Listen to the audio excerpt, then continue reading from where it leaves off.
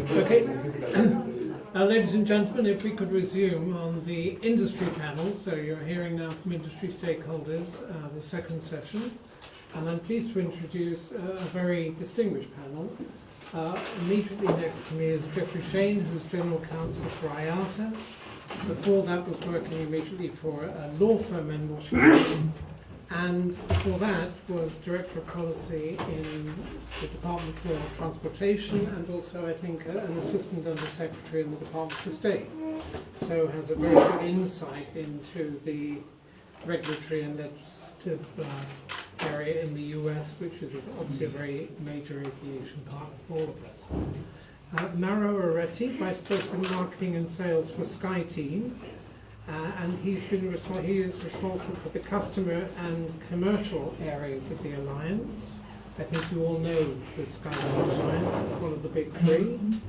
And he's also the author of a book, Airline Choices from the Future, From Alliances to Mergers, which is very relevant to the topic that we're looking at now. And on the far end, Haydar Yalcin, who's the Deputy Director General for Civil Aviation for Turkey, and is an immediate past president of the Provisional Council of Eurocontrol, so very au fait with the politics and the administration of the European aviation industry in particular. And he's very active in ICAO, being Vice Chairman of the ICAO Europe North Atlantic Regional Aviation Safety Group, Coordination Group, and a member of the Board of Governors of the Flight Safety Foundation, which I think we had an intervention from another member of earlier. So I'd like to invite Jeffrey, perhaps who's your nearest to me, to begin with your perspective on ONC. Very happy to, John. Thank you, and thanks for the invitation. I feel like I'm in church.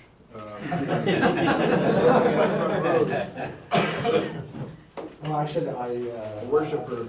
I said it's either the Illuminati or the Knights Templar In the catacombs. Exactly. So I thought, since we're talking about the prospects for changing or relaxing the traditional restrictions on ownership and control, I would tell a brief story about how we actually tried to do it in the United States. And the occasion for doing it, and many of you will remember this, was the negotiation of the Open Skies Agreement with the EU. You'll recall that we had to have an open skies, we had to have a negotiation with the EU because the EU required a horizontal agreement. The bilateral agreements that the US and other third countries had with the EU were all illegal, according to the European Court of Justice, because they had the nationality clause, because the flights all had to originate from the home country of the EU carrier concerned as opposed to anywhere in Europe, which would have been consistent with the treaty. So the Commission came to us, I was in government at the time, and said, we really need a horizontal agreement. Would you give us one? And we said, in a heartbeat, it just has to be open skies. And they said, okay, we'll negotiate an open skies agreement. Now remember that an open skies agreement with the EU in a horizontal agreement context meant that European carriers would get access to the vast landmass of the United States and beyond. For US carriers facing competition in the EU, at least potentially, instead of having to deal just with Lufthansa at Frankfurt, they would have to deal with all of the European carriers at Frankfurt. Potentially. I mean, because that's pretty much how it worked. It was seventh freedom rights, the way we usually thought of them. But nevertheless, we believed in competition, and we said yes. There was never any argument about doing that. The big prize for the United States, lest there be any doubt, was Heathrow, because we had open skies agreements with most of the major European states. We just did not have one with the UK. And so the UK, particularly Heathrow, was still an oligopoly. The two UK carriers, Virgin and BA, and two US carriers, American and United, were the only airlines allowed to fly out of London in the transatlantic market. So we wanted to open that up. United and American didn't want to open it up, but the US government wanted to open it up, and of course other carriers from the US wanted to open it up. So let's go. let's have this negotiation. We thought this should take about a week, really, because two like-minded entities across the table from each other, we basically agreed on everything. Until one day, the UK added a little bit of a new ask on the European side. Would the United States please change its domestic law to permit inward investment? Now, I was sort of in charge of this business. I wasn't at the table, but I was kind of overseeing it. And I thought, this takes audacity to an entirely new level. Who is the demandeur in this negotiation? Who needs to get this deal done in order to become legal? Because all the bilaterals were illegal. It was, of course, the European Commission and the European Union. It would have been more of a controversy, but for the fact that the United States government wanted to liberalize the ownership and control rules. I thought, okay, pretty audacious, but it's a nice hook on which we can mount a campaign with our own Congress to liberalize the ownership and control rules at long last. They have been anachronistic forever, and they made no sense. So it was US policy to try to open things up, not just for the EU, but for our own purposes as well. Then we thought about past efforts to discuss this. There had been a number of proposals over the years to liberalize ownership and control restrictions. They had all failed in the Congress. So we began actually studying the law a little bit. And what we found out was that while there's a statutory restriction on ownership of voting shares in the US airline company, the concept of effective control, prohibiting effective control as part of the restriction, was actually an administrative construct. It was actually created by the old Civil Aeronautics Board when that still existed prior to deregulation. Well, if they created the effective control restriction administratively, we thought, we can get rid of it administratively. We don't have to go to Congress, where we know this effort will fail. So what we did was we proposed, in effect, a new rule, a new policy, and it said, yeah, we're not going to touch the cap on the number of voting shares. Not more than 25% of the voting shares of a US airline company may be owned in the aggregate by foreign citizens. But we never thought that was the big problem. The big problem, we've always allowed up to 49% in terms of total equity. It might be preferred shares, it might be lending, it could be a variety of other forms. The real problem was this effective control standard. That's what prevented people from being interested in putting capital into US airlines. So let's figure out how can we adjust that. And we said, well, what is the United States government actually interested in? Why would we care about effective control?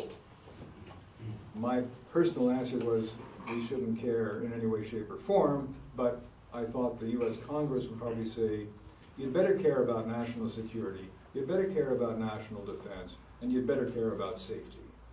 Those are governmental considerations, and we have a responsibility in those areas. So we said, okay, so let's change the rule to say foreign investment is fine as long as the carrier can demonstrate to us that decisions about safety, national security, national defense are all in the hands of US citizens.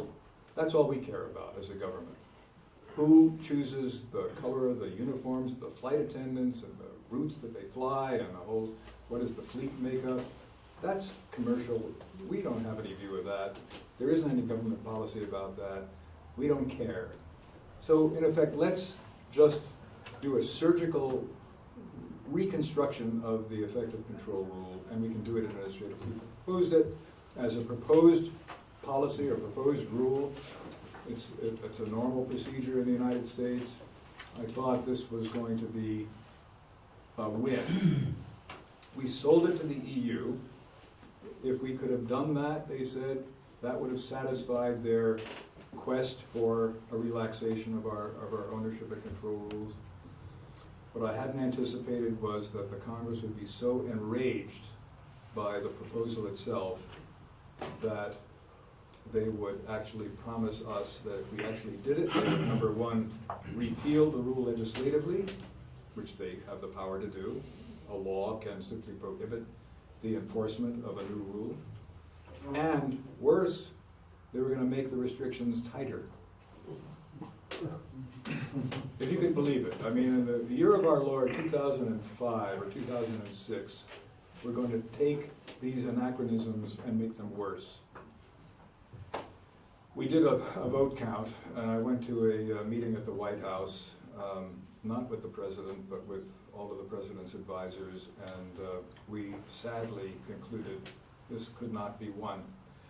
And so we put the concept on the shelf. It never happened. We went back to the commission and we said, very sorry, we cannot deliver this. If inward investment has to be part of the deal, there will not be a deal. And it killed the investment for 2 years. It killed the negotiation for 2 years. We finally got back to the table. Reality set in. The Europeans still needed the horizontal agreement for sure. And so the EU Open Skies, the US-EU Open Skies agreement was concluded without any reference to inward investment other than a commitment to talk about it every year. And every year since we've been talking about it. We haven't made any progress, but we continue to talk about it. Hope springs eternal. John asked, what is my view? I mean, it shouldn't be too difficult to figure out. Of course we should get rid of this restriction. It's preposterous. And yet it becomes a cause célèbre every time anybody raises the issue. I have become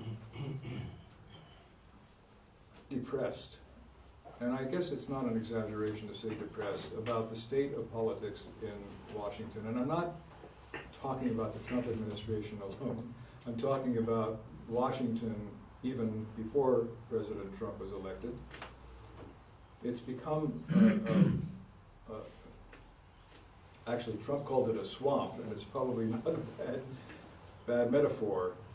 It's all about issue politics. And so when you propose something that actually ought to be done in the interest of the public, which is what government should be doing, and it becomes such a controversy that various organized groups of stakeholders, whether it's the GA community trying to oppose the modernization of air traffic control and separating air traffic control from the FAA, whether it's ownership and control, whether it is a new model airline coming in and challenging the traditional standard. We see associations that are doubling their membership by battling this threat, even though it might not even be a threat, but characterized as a threat to existing interests. It becomes a fictional fight, and it suddenly everybody is stuck, and we can't move on, and that has become such a pattern over the last few years. I'm a guy who spent a lot of years in public service. I believe very deeply in the importance of public policy being made on the merits in the public interest, and I don't see that happening very much. And it distresses me because we've become very cynical about the public interest. I'm only talking about what I know, which is the Washington environment. I can't speak to other governments, and it may well be that things are better in other places. I hear that there is populism is not confined to the U.S. at the moment. I understand that, but I'm not talking about any country other than my own at the moment. So, yeah, I think it would be great to get rid of these restrictions. Based on my experience, don't hold your breath. Thank you. Mauro. Yeah, thank you, John, and thank you, Kostas, for hosting us in your nice home. I must confess, hearing from all the people today, I'm tempted to chuck the short speech and just throw in 3 or 4 reactive statements randomly, but I will not do so. I'll just shorten the speech and then maybe throw in those statements anyway.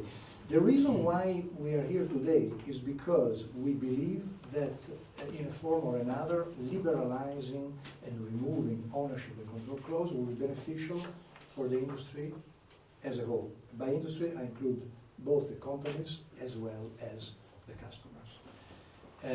So let me say there are two or three perspectives that I want to comment. One is the business perspective. From a purely business perspective, theoretical business perspective, removing those clauses would make a lot of sense. It would foster consolidation further. It would so generate profitability in an industry that, at least from the airline perspective, has been plagued by decades of unprofitability, and only recently the situation has become better, mostly in the US, started to become better in Europe, but still very challenging with respect to other industries. Anti-cartel authorities would basically control that what happens is following the letter of the law. Consumer agencies would check that everything is fine, and so it would be a good world. Now, from a regulatory perspective, and I'm in no ways an expert on regulatory matters, but one thing that comes to mind is that why would you want to harmonize and liberalize ownership and control of all the many things that are still different in a complex world? They've been called today fiscal regimes very regulated, environmental regimes very regulated, labor laws very regulated, salaries and economic conditions, approach towards state and private ownership. So I suspect that a governmental agency, a government or an institution would say, hey, why this when many other things that are probably even more important are still not harmonized? That's the number one thing. Now, from a general perspective, from a general thing, I would say, and again they were mentioned today, there are emotional things linked to airline identities. In 2002, Daniel Kahneman and Hermes Smith gained the Nobel Prize of Economics for a theory which says that economic decisions are not based on rational elements, but on emotional elements. So when you go to buy your groceries with a car 15 kilometers away and you save 3 euros in the groceries because they're cheaper there, and you spend 15 euros more in gas, you are not making a sound, rational decision. You go because of economic, because of emotional reason. Same is true for airlines. There is an incredible link between the airline identity and the national identity. Not always. Ryanair, EasyJet, Norwegian have certainly abandoned those kind of connotations, but I would say that Air France is France. I would say that Japan Airlines is Japan. I would say that KLM is the Netherlands, etc., etc. So there is this element here. And of course, again, it was mentioned by Jeffrey now, the whole area of being able to use the planes for national emergencies, for calamities, for wars, being able to use a fundamental asset. Or can we imagine that, for example, can we seriously imagine, because the question I want to pose to the audience is, if tomorrow morning the ownership and control clauses were to be removed, tomorrow morning, completely, would things dramatically change? And my thinking is not much. Not much, at least in the short to medium term. Perhaps later we would. Because because of all these things. Or can we imagine a Delta Airlines being owned by a Qatari proprietor? Can we imagine Lufthansa being owned by a Turkish proprietor? Can we imagine ANA being owned by a Chinese Soon we know the answer. Can we imagine Aeroflot being owned by an American proprietor? So, would the US accept that all the airlines become Chinese? Would India accept that all the airlines become Pakistani? I doubt. So, another notion I want to bring in is that consolidation has happened, is happening. Has happened first domestically. The three, well, one is now defunct, but three large Indian airlines are the product of consolidation. Air India with Indian Airlines, Air Deccan with Kingfisher, Jet Airways with Air Sahara. The three largest Chinese airlines are the product of consolidation. 7 airlines merged to create China Southern, 4 China Eastern, 4 Air China. Europe, you all know it. You all know what's happening in the US. So consolidation has happened, and whenever there was a compelling strategic reason to consolidate, ways have been found, either through friendly investors circumventing the minority shares through minority shareholders, or through joint ventures, through equity stakes, etc. Is it ideal? No, it's not ideal. But is it working? Well, the industry is growing. So if you go to a government and you say, well, let's remove OMC rules, the government will say, well, is your industry suffering from it? Not really, because it's growing, substantially growing, much more than other industries. Is consolidation happening? Yes, consolidation is happening to a certain extent, and of course it's a difficult thing to reach. So my conclusion here is the following.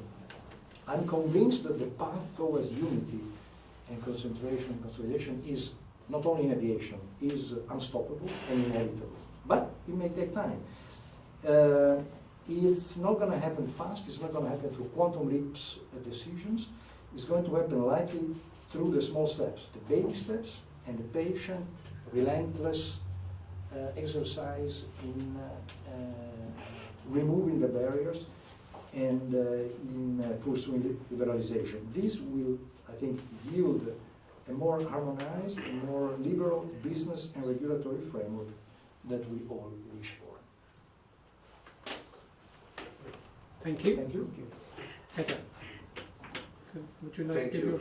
Chairman. I would like to thank to Kostas first, his kind invitation, who is not available here, but I'm really honored and pleased to be here to be part of this valuable occasion, as well as if I can contribute, I would be happy with that as well. But I am now experiencing being the last panelist, so it's really a challenge to add something new, because almost everything has been expressed in somehow from a different perspective.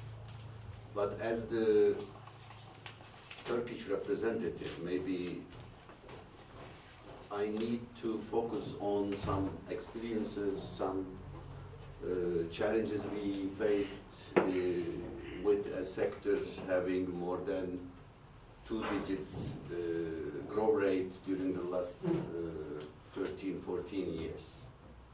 But at least I need to say that these are all my personal opinions, and I'm pleased to express on my behalf. In fact, this is a very sensitive and strategic issue.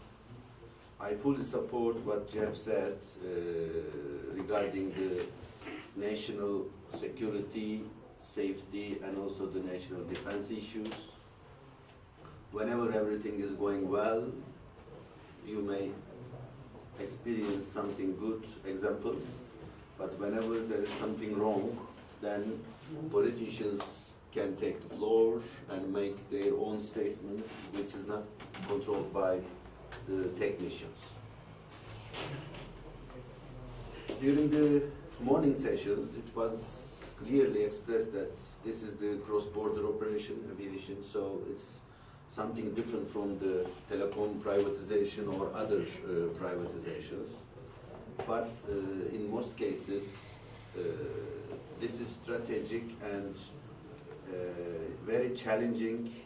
The effects of these decisions, ownership and control, should be analyzed in a different perspective.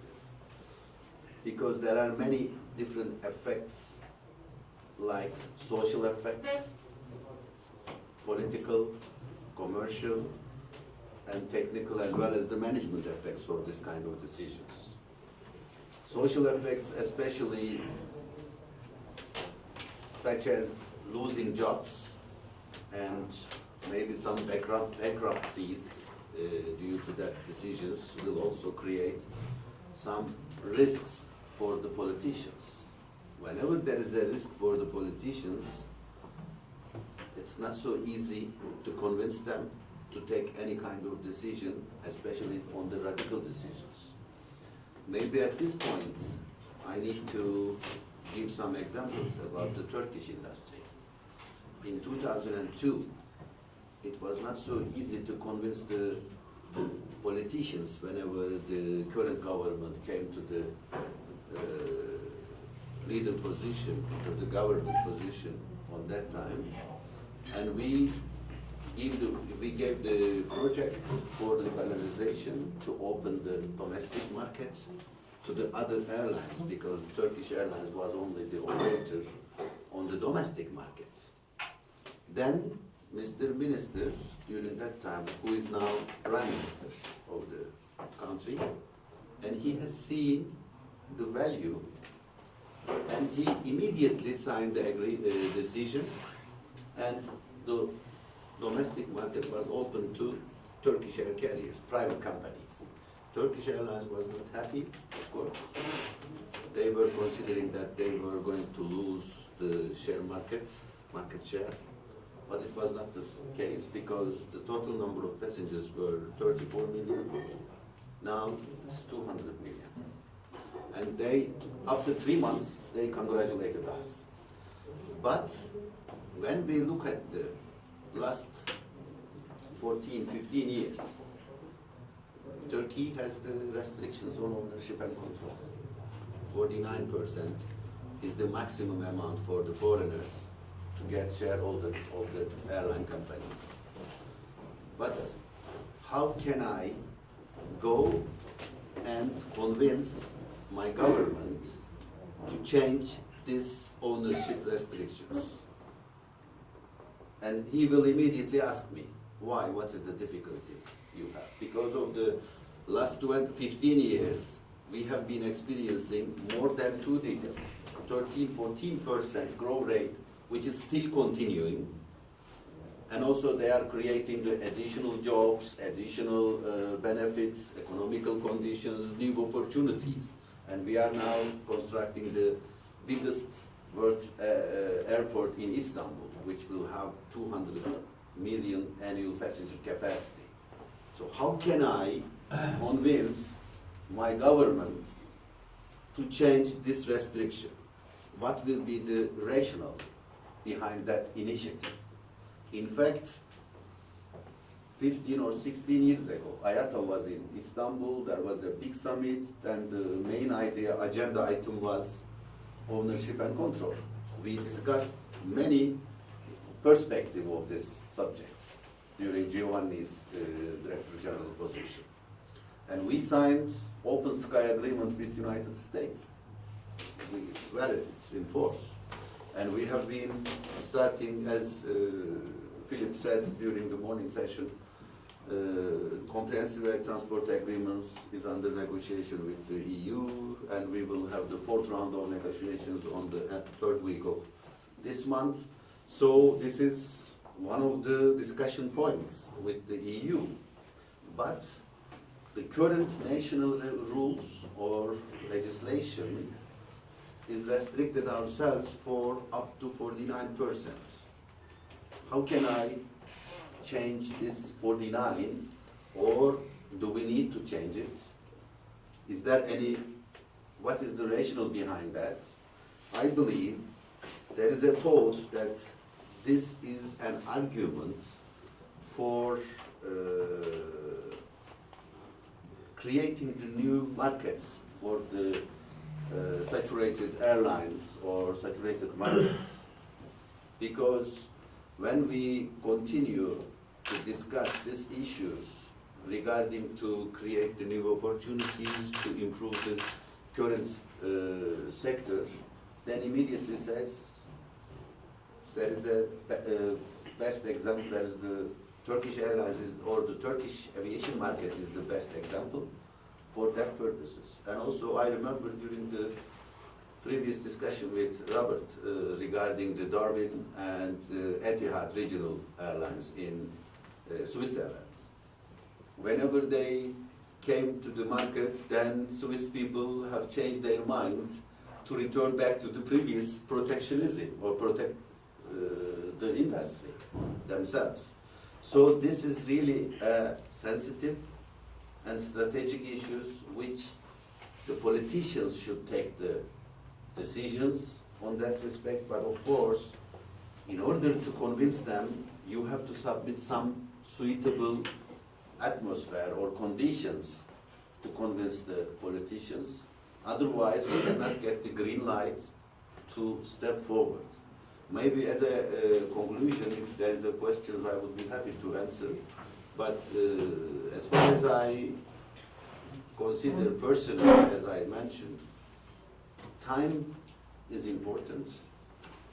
Today, I don't expect to have the conclusion to get rid of that kind of restrictions at the global level. It could be possible for regional level. IATA is the good example for that, for the regional. Maybe it is the same for other part of the world, but I don't know what will happen during the next 30, 50 years. It could be happen under the leadership of ICAO, but the economical situations of some of the continents may create the difficulties, and they are considering that this is the argument of the developed world, aviation world, in order to get some additional benefits in order to extend the scope of their markets. I believe this is also true from the different perspective, but nationalism also is another important element in order to protect their markets.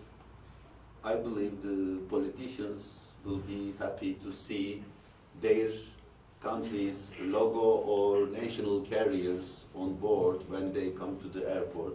So I believe this is valid also for all of us. The Egypt Air or Lufthansa or Olympic Turkish will create some added values from the national citizenship point of view. Okay, Thank you. Thank you very much. Should we do, if you'd like to come in now, go. No, go ahead. I mean, follow your. Okay, I want to open it up and Yes. need more time than I did last You're time. in charge. I'd like to ask Jeffrey first. I didn't quite recognise, but it predated my involvement with the agreement, your characterisation of the understanding reached as part of the EU-US Open Skies Phase 1, that they would talk about it every year. I understood it to be a commitment in Phase 2 of the Open Skies to review ownership and control inward investment in the US. And it was an agreement that was perceived to be heavily imbalanced in favour of the US, and I saw that as offering some comfort to the EU. We'll sign this as part of Phase 1, and we will be looking at it implied sympathetically as Phase 2. So I find the current rejection of any attempt to discuss it further now a bit of a betrayal of that understanding, if that was the basis on which the EU entered into that agreement. That's one point. The second Well, is, before Yeah, you sure. leave that mischaracterization,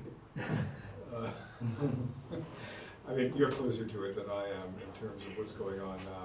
I hadn't been aware that there was a refusal to continue to discuss ways and means of going forward. I would expect the Trump administration to be actually sympathetic to the idea. So has that been the experience? the Joint Committee was advised point blank that it's our law, we see no reason to change it. Under the Obama administration? Yes. Yes, that may I would be- understand that to be the Yeah. case.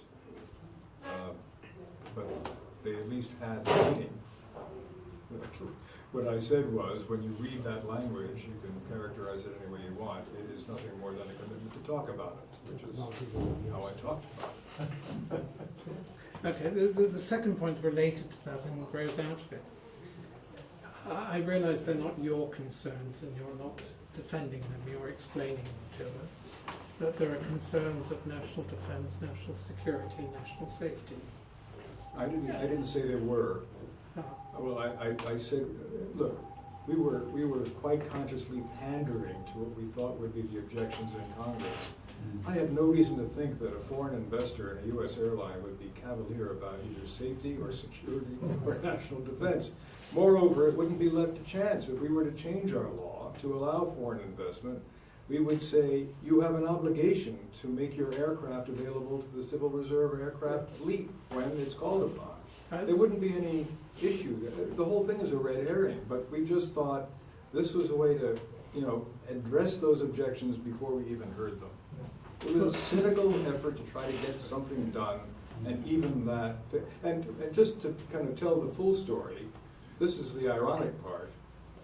Just as we were getting ready to put the final touches on this rule, before we heard about the Congress, just before, it was perfect, exquisite timing. I mean, you can't make this stuff up. A company called Dubai Ports World decided to buy about 8 ports in the United States. Now, when that kind of investment is proposed in US procedure, the relevant agencies, including my own, which was the Department of Transportation, are given an opportunity to comment on it. And those comments go in through something called the Committee on Foreign Investment in the United States, CFIUS. That proposal actually came to my desk. I think I signed the memo in approximately 15 seconds, approving it. And apparently everybody else in the United States government did exactly the same thing. This was Dubai Ports World buying, talk about strategic assets, what's more strategic than your ports? Buying 6 or 7 or 8 ports around the United States. There was not a shred of objection, there was no law preventing it, and no US government agency saw any security or other problem with having that investment done. Well, because we were talking about this change in aviation law, which, as everybody knows, is completely different from everything else we do in the world, it became another opportunity to kill us. And so that was as much as anything, the fact that we were actually doing something rational, and it was in fact approved. No, I think they probably withdrew it because it became such a There was cause. a campaign It against became such a cause célèbre because of the airline thing. Yeah, it was crazy. So, but the government's initial approval, without any controversy whatsoever, became the last nail in the coffin of our effort to relax our restrictions on foreign investment in airlines. Okay, I accept that. I did say I didn't attribute that position to yourself, you were explaining it. But I do find those who hold that view in the States seem to be a little bit schizophrenic in that they're quite happy to buy up to 49% and beyond of airlines in the rest of the world, including in the EU. So it seems to be a slightly different approach when But you're talking about airlines? yes. See, my view is that the airlines are not opposed to foreign investment, to changing the rules. The airlines, however, notwithstanding a number of initiatives, I've talked about one, but there were others as well, to change, to relax, to rationalize our approach to inward investment in airline companies. The airlines, while being okay with it, and they can probably see advantage to it, have not wanted to take it on because they know labor is adamantly opposed to it. There are plenty of reasons to fight with labor that are closer to the bottom line than having an argument with them about foreign investment. And so if you're going to be arguing about hours, productivity, wages, things like that, and that's complicated enough, you don't add a layer of complication by saying, and by the way, the company wants to support a relaxation of foreign investment rules, which have become issue number 1 for the unions. It's just not worth it, to be perfectly frank. And so the airlines are not opposed to it. It's just that they don't see any reason to campaign for it. No, I was actually addressing that comment to those who actually invoke those concerns as a reason to support the retention of the law. But I've got a question to perhaps both Mauro and Haydar. You both describe a scenario where the current situation, it ain't broke, why fix it? And the growth and profitability of the current, but that's enormously helped by the fuel price at the moment. And should we not be fixing the roof while the sun's shining and actually looking to ensure our ability to continue growing when the hard times come, as they surely will? And I find this Panglossian perception that we're in the best of all possible worlds currently, so we don't need to consider changing the model. We've changed it everywhere else, and if it were the thinking on the part of the European Union at the time they created the single aviation market, they'd never have done it.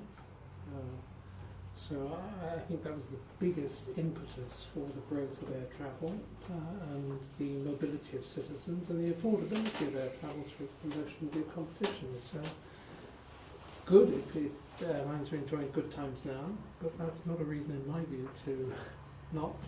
And I'd like to give you a chance to come back to you. As I said, Mr. Chairman, it is sensitive and strategic issues. If the market conditions is going well, so the politicians do not like to get additional risk, to change the current system which is running properly. If they are convinced to get something more than expected, so they may take the action slowly. But the situation is completely different for the sectors having challenges, difficulties, and they need to do something more. Again, from the same manner, the politicians will take some risks because the system is not going well. There is no national carrier, there is no national flag on air, therefore, under the pressure of the public or due to some other commercial activities request probably, they need to do something more. Then under that circumstances, when they compare with the current applications, they will not lose anything because there was no national carriers on board, but at least in order to give the new opportunities to the foreigners, they may get some additional option for creating additional jobs, for creating some commercial activities. At least in addition to that, the politicians will use the benefit of having the national flag or some things on that respect. Mauro, you said that the way forward is probably best approached in small steps, and you saw regional agreements perhaps being a prelude to in the UK. We have to produce recommendations from this forum at the end of today. So what would be your recommendation to the EU from that standpoint? Yeah, no, so I think the regional approach is the one that in my opinion makes most sense. But I wanted to comment also on your previous question. From a personal perspective, I'm entirely in favor of the maximum amount of liberalization, or just before listing what the barriers are. And one example I want to use is the following: the European Union situation. Today we have in the European Union, as it has been said before, full or the highest degree of liberalization when it comes to ownership and control. Why, question to the audience, why do we still have 150 airlines in Europe? Restrictions are not there. Airlines can merge.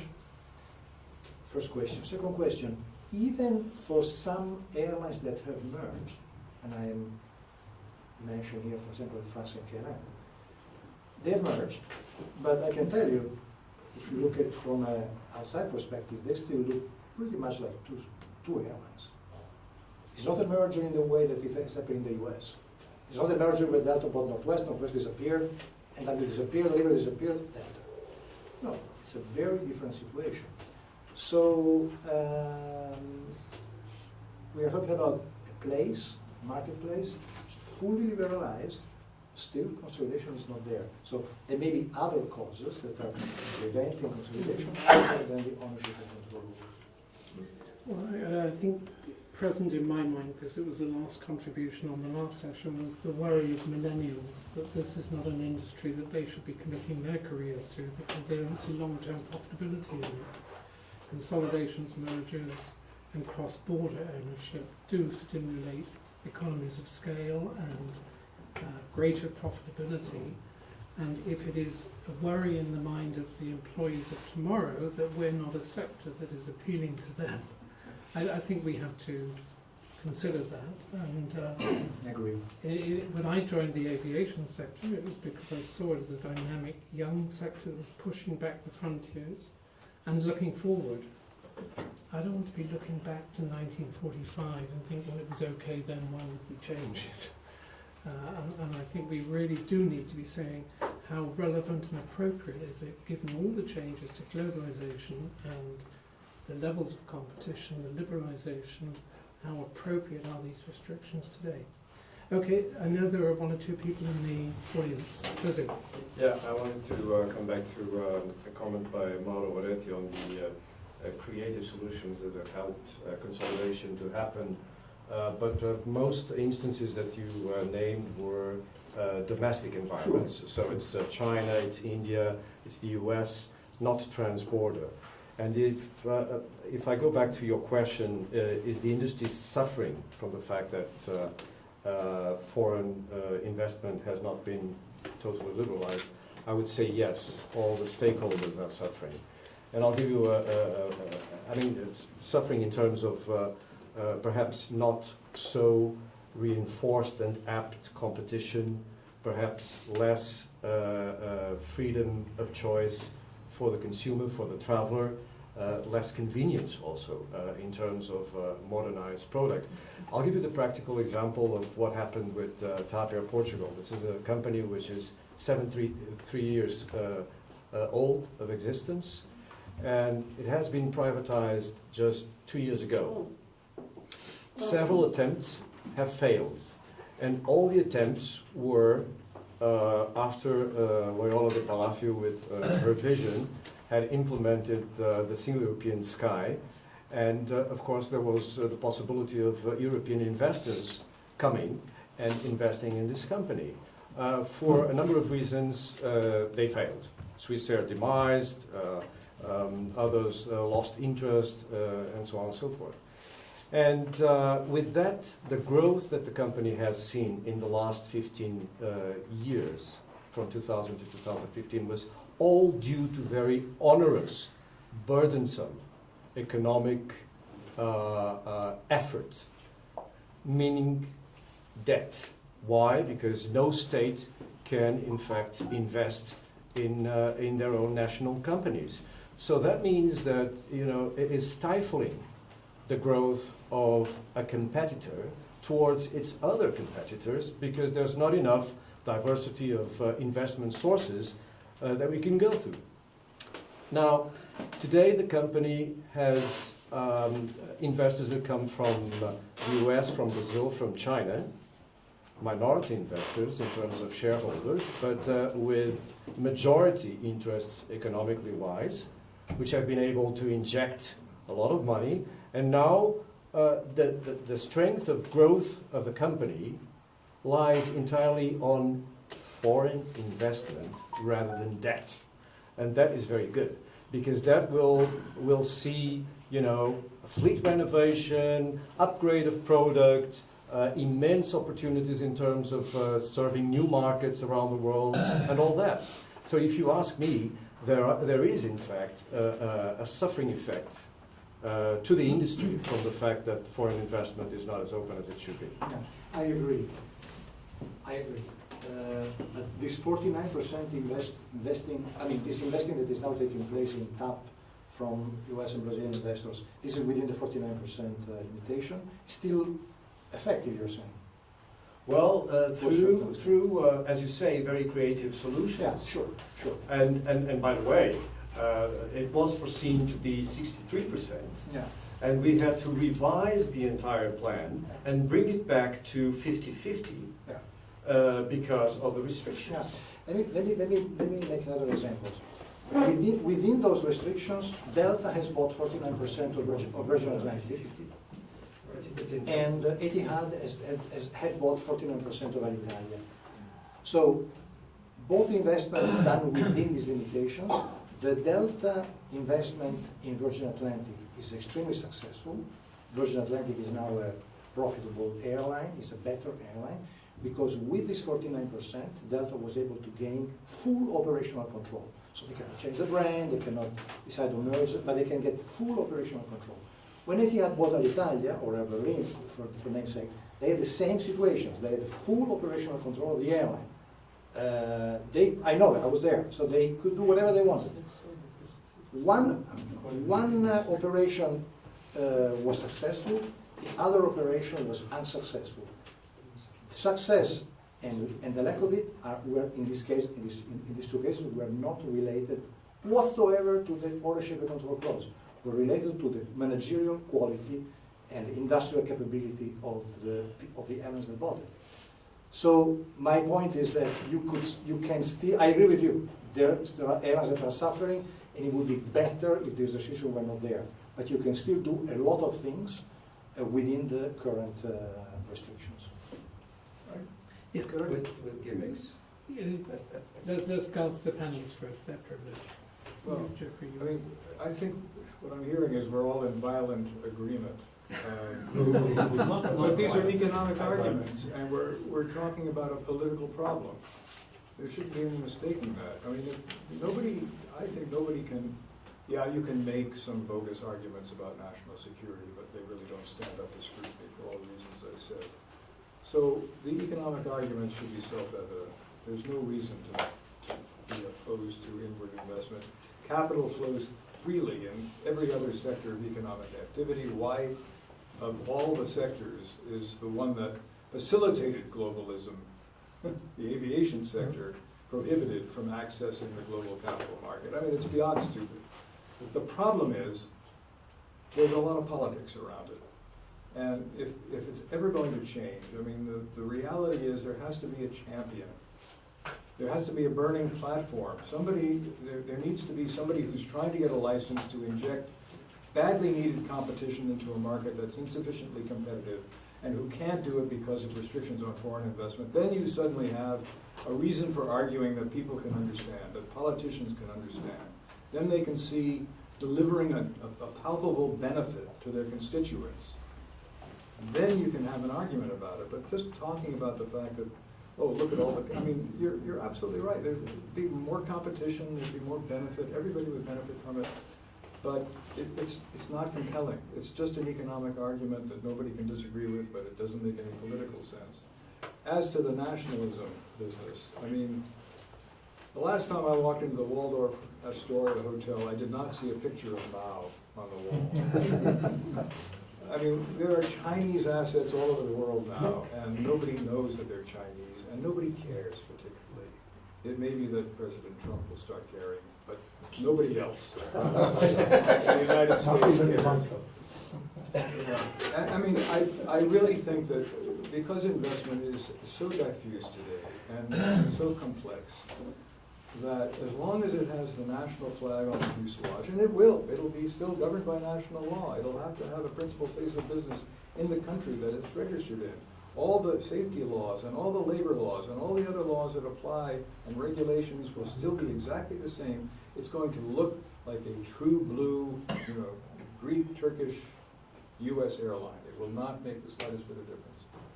So I think that is a bit of a red herring. well, we haven't, yes, I'll come back actually, because somebody was Thank you waiting. very much. My name is Mauro. I'm a Director General of Civil Aviation from Slovakia. I would like to pick up on a lot of topics which was mentioned by the speakers, especially with Yanis from Athens Airport. That there are regions in Europe, even it's not divided, it's united, but there are regions, especially in east and south, which is not well connected. The connectivity is not like people expect, like people want. And I think that now when we are intend to change the regulation 1008, which is dealing with ownership and control, we have to think also about the regional differences, even in the European Union. And ownership control is not only about the investment to the existing aviation companies, but also about the founding the new one. And there is the demand. Me especially, I was in a position to refuse the investment from a third country because they were not fulfilled the conditions of ownership and control. But for this region, it was necessary and it was something important. We want to have better connectivity, and if legacy carrier or flag carriers on European member states are not eager to deliver on this place, we have to find a solution and to try to achieve different way. Then from my position, we are in a favor for liberalization, but there has to be also some conditions, because we have what to lose, and it could be based, the bound with the place of operation. This company, when it will be founded in, for example, in Bratislava, there has to be some rules that, okay, if there will be 5 planes, each plane has to have, for example, 3, 4 direct lines, but starting in Bratislava. To address also this topic and this not equal situation which is now in Europe, because it was mentioned with by Yanis, for example, the Emirates or Etihad, I don't remember, is now flying to US because there were demand, and it was somehow addressed. This is my point of view. Thank you. Thank you. The point, sorry. Go ahead. Go ahead. The point I'm trying to understand is, why are we focusing on the issue of full ownership and control on the incumbent airlines? The whole objective of opening up to foreign ownership and control is exactly what happened in Turkey. When Turkish Airline, which was owned by the government, was controlling the market, it wasn't? No. Anyway. It is an open market. Okay, no, I'm talking previously, before you opened the market, Turkish Airline was controlling the market. Now what the minister did, who is now the prime minister, is saying, well, I'm not going to say whether Turkish should be bought by foreigners or whatever. No, I will open the domestic market for investment. And the same story happened in Saudi Arabia, it's happening in other places. Now, let's move to another, because the case for liberalization and ownership and control needs to be made. As you said, Jeff, needs to be proven that this is the model. Imagine in the European Union, there was no treaty about community nationality, community ownership. Imagine that. You wouldn't have Ryanair, you wouldn't have EasyJet, you wouldn't have many of the airlines which are now operating outside where the nationals are operating and the money has come from the same country. So basically, the market of the European Union, which is now over 1 billion passengers, would have been still like 500, 600 million. Now, imagine the Waldorf Astoria was not for sale for the Chinese. Actually, Delta was for sale, or part of it was for sale. The Chinese wouldn't have bought it. Would they have changed all the people there and brought in the Chinese to run the airlines? No. So the case for ownership and control is not for actually salvaging failing airlines, because when the airlines are successful, they don't want any salvaging. But when they are in trouble, please, I want money. Once I asked James Hogan, who was a friend of mine, how do you put your money in Alitalia, with all due respect, or Air Berlin for that matter? He said, because I can't have my own airline in Italy and Germany. And if he were able to have his own airline, not his, their own airline, would they have recruited people from Abu Dhabi? No, they would have recruited Italians. They would have presented to the government and to the labor in Alitalia and to the labor in Air Berlin.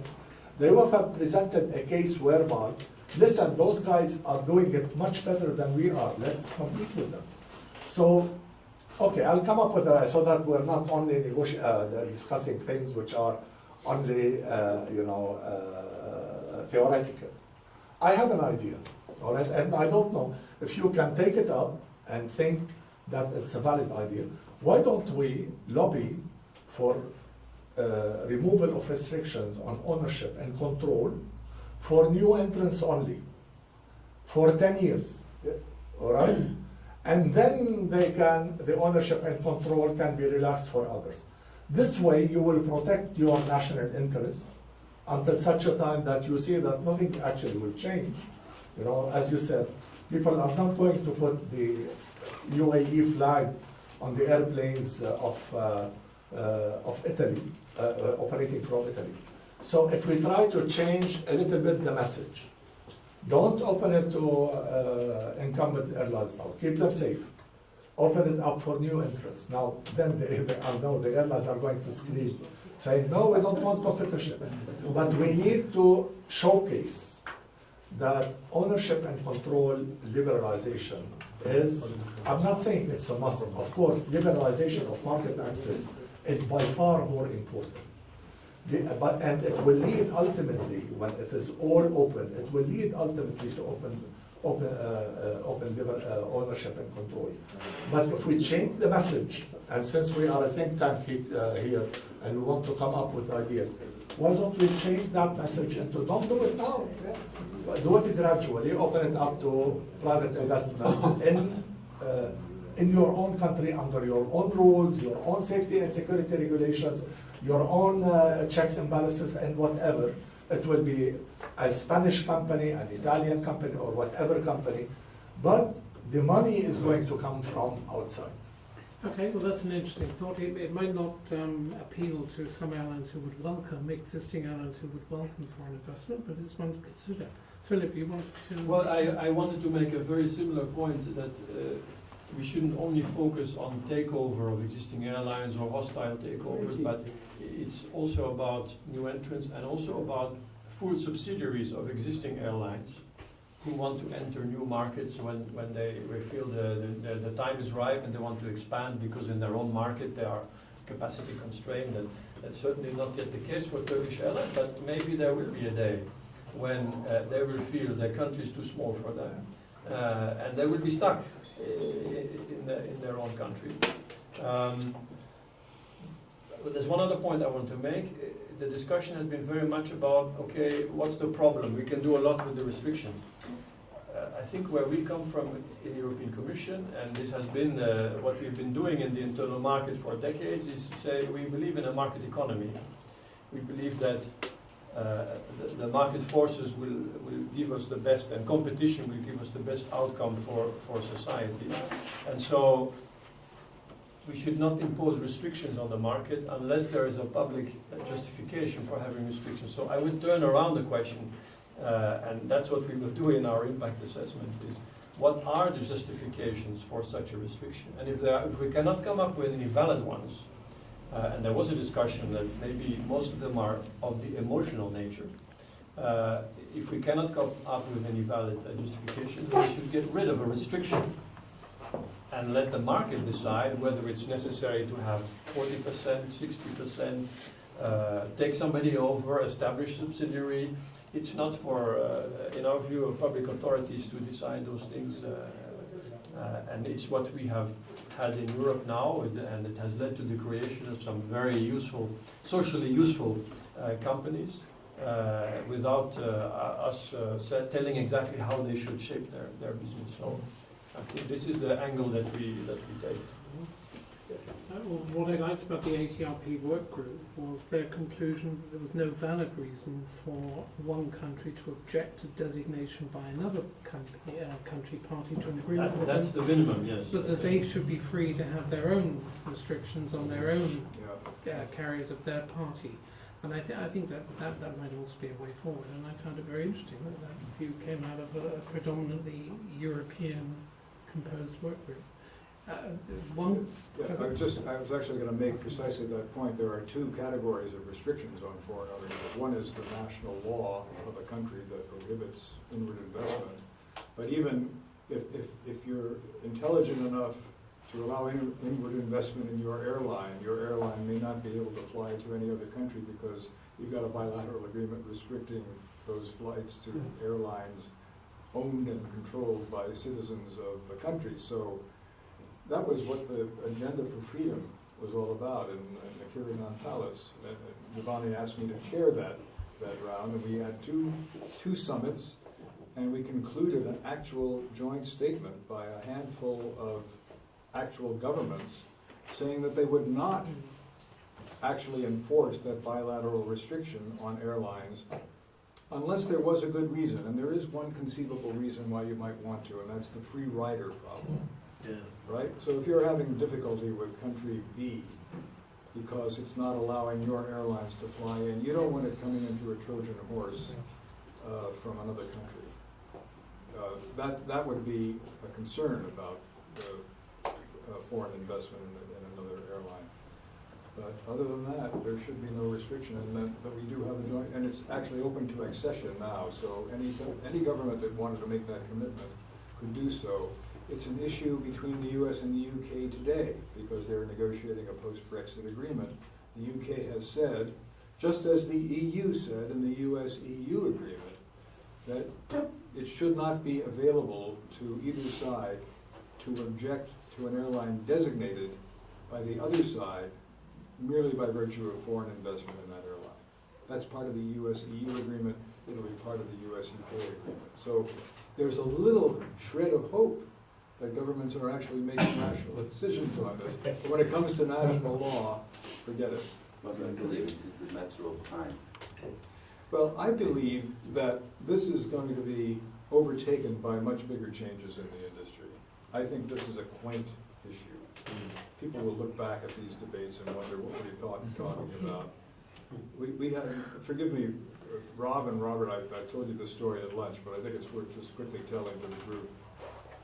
We had a management meeting in Geneva a few months ago, and Alex Cruz came, the head of BA, and he said he stays up at night, can't go to sleep because he's waiting for a nightmarish telephone call that's going to come. And the phone is going to ring, and it's going to be Jeff Bezos. And Jeff Bezos is going to say, Alex, how are you? He's fine. How much did you make on your flight between Boston and London last year? Well, I can't tell you that. That's you made $51.3 million, Alex. I will give you 80. Talk to your board and your shareholders and call me in a week. That is a profound potential change to this industry. Who then owns the value proposition? Yes. Who owns the data? Who owns the customers? Yeah. Who's better at selling tickets? We think that airlines are better than Amazon at selling tickets. They're not selling them now, but look at the platform they have. Look at the technology they have.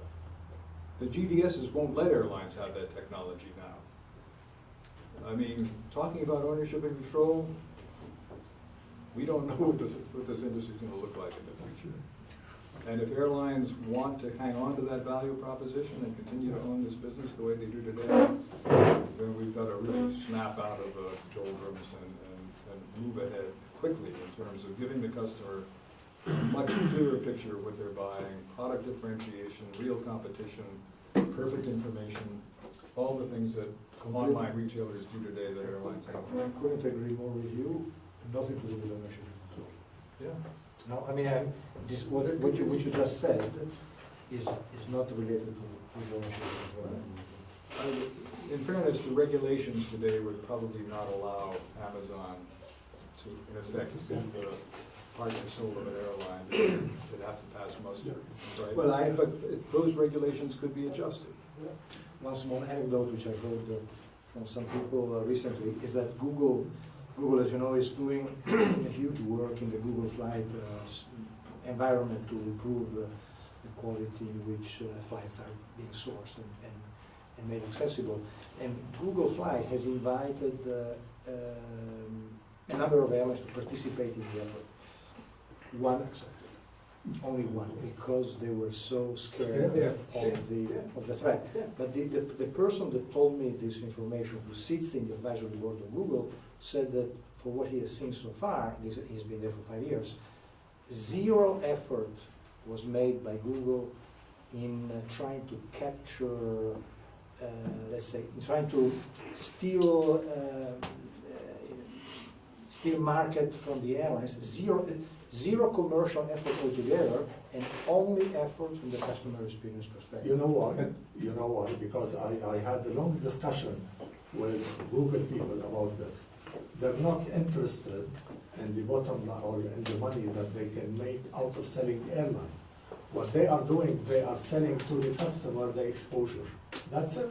and they are making heaps of money out of it. Yeah, and so airlines need to get their act together. I completely with you, because if it's not Amazon, it's gonna be Google. If it's not gonna be Google, it's gonna be Facebook or someone else with huge investment capabilities and huge technological savvy can do something like Uber, that. flying. One last question. Okay, just a comment, another question. In what Philip said and others about the rationality of liberalization, of ownership and control, all these things. Yes, they make, all these ideas, they make economic sense, they're rational. But ultimately, it's the politician who is going to make the decision. And politicians, as we all know, they're not always rational. Actually, most of the times, they're irrational. And I think our friend Haydar said it very correctly. When you go to a politician, he will not think of this rationality and everything. Many other factors, he will come into his mind that they will dilute rationality. He will put national interest, he will put emotional things about the relations of that country and imaginary threats from North Korea and that and everything. So I think before one comes to a conclusion to say, yes, we have to recommend all these things and we have to do all these things, perhaps the first question is this acceptable to a politician? And if you feel it is not, then you don't waste your time trying to make propositions and ideas about liberalization. The only thing I'd say in reply to that is the genie is out of the bottle for the citizens' expectation of affordable air travel and the continued growth of that, being able to exercise that If expectation. politicians are here, citizens are here. But they depend on the votes of those citizens. John, So if we were to- It is clear that next year we need to bring some millennials in this forum. Maybe because, I agree. But the restrictions in developed states are still valid. 25% in the US, why didn't they eliminate it or increase the level of restriction? EU has some, as Philip said, they will reevaluate within the forthcoming period. But in most of the cases, there are restrictions on ownership capability, so whenever the number of countries who has lifted the restrictions, if the numbers are increasing more, then there may be some additional states that joins to that group. Otherwise, there is no reason to convince the other politicians or other aviation people from the other countries to join the groups having no restrictions on ownership and control. And also, I agree with Jeff, effective control is much more important than ownership issue. Also, we are talking about the ownership of the airline, what about airports?